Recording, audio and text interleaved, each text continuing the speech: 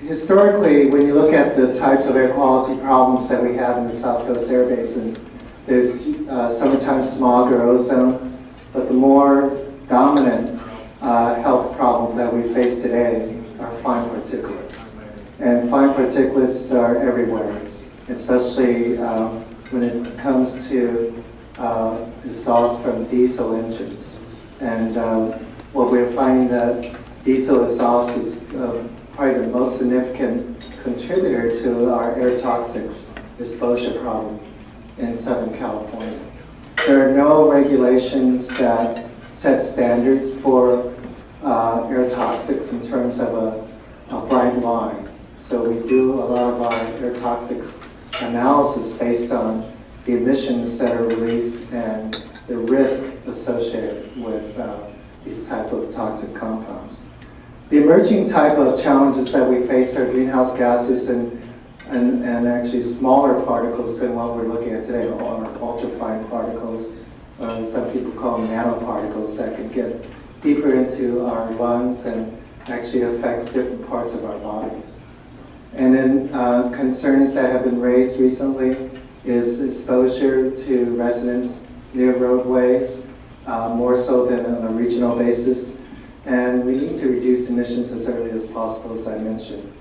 But more importantly, as the federal government looks at new health studies, we're finding that there is no bright line in terms of health safety margin.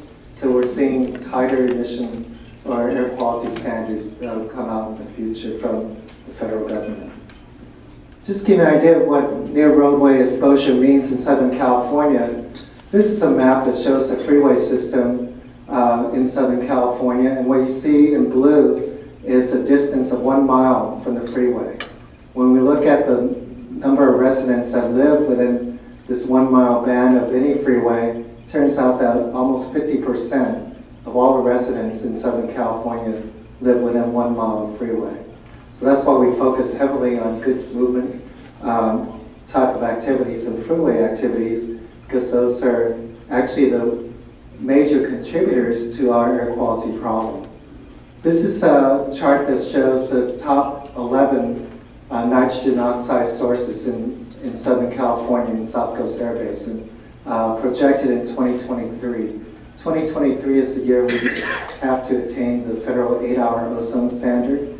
As you can see here, 9 out of 11 sources are mobile sources. In fact, heavy-duty trucks are the #1 source, and we're looking at all trucks above 14,000 pounds.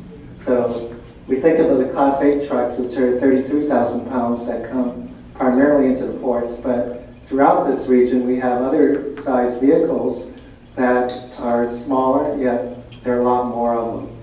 And as you look down the line, marine vessels #3, and aircraft emissions are actually up there, right in the middle of all that. So we have a large array of emission sources, and a lot of these sources have long useful life. To get an idea of what it takes in order to attain the standard, we have to reduce emissions by 75% in 2023. If there was nothing else today except existing regulations, we start from this chart, which is about 320 tons per day, and reduce that 75%. As you can see here, the top sources, the top 3 sources, heavy-duty trucks and off-road equipment and ocean-going vessels, even if they all went to 0, we still have to do other things in order to achieve the standard.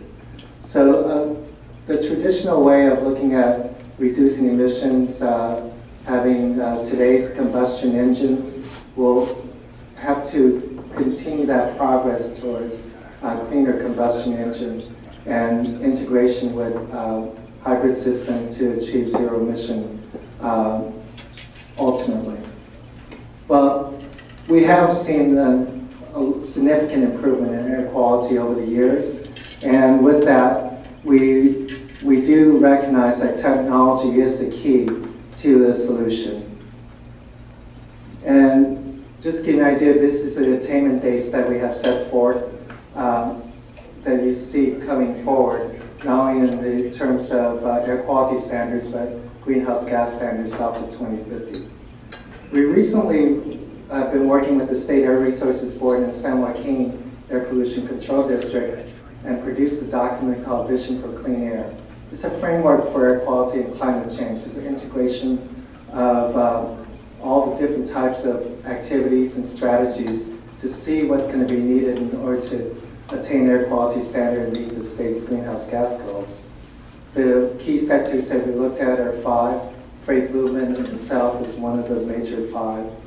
But just want to give you an example. That in order, if we were to achieve the standard, we go sector by sector, and if each sector reduced their emissions by 80%, what would that look like?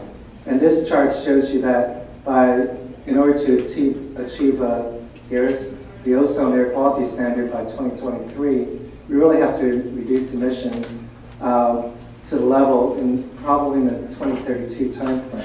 So what that means is that the technologies that we need, which we envision will come in line somewhere in the 2030s, we actually need them in the 2023 timeframe.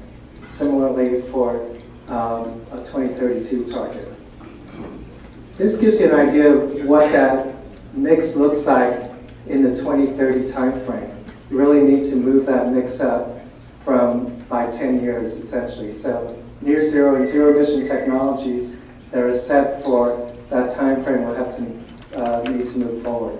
So there's 7 key findings I just want to point out, and that's we need to increase the pace of technology transformation, having new technologies and having early actions. But I want to jump ahead a little bit, that when we looked at the key mobile source sectors to focus in on, there are really 7 of these are sources that operate in and out of the port area. That's why we focus heavily on mobile sources. But the technologies that you're going to hear about today, they're nothing new in terms of concept. It's how do you bring these technologies into reality? And example is the marine vessel. There are many technologies out there, yet they need to be demonstrated and then deployed. I just want to point out that we do have what we believe is a time frame for research and development, limited field demonstrations, and ultimately deployment. There's short time frames. They're only about 8 years to go out to the 2020 time frame.